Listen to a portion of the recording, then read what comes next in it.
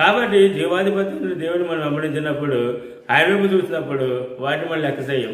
కానీ అనుకోని రీతిగా మరి మనకు సంభవించేటువంటి ఈ శ్రమలు కానీ, కష్టాలు కానీ, ఉపద్రవం కానీ, ఇలాంటి బాధలు కానీ ఈలుబడి చేసినప్పుడు ఏమవుతుంది? విశ్వాసం తొలగిపోయి ఖచ్చితంగా మునిగిపోతాం. లోకమైన సముద్రంలో ఆ కడలేంటి కెరటాల్లో మరి మనము మునిగిపోతాం. లోకమైన సముద్రంలో మరి మనము ప్రయాణం చేస్తున్నాం కాబట్టి ఆ శ్రమల వైపు కానీ, కట్టల వైపు కానీ, బాధల వైపు కానీ మనం చూసినట్లయితే నాకు ఖచ్చితంగా మునిగే అవకాశం ఉంటుంది.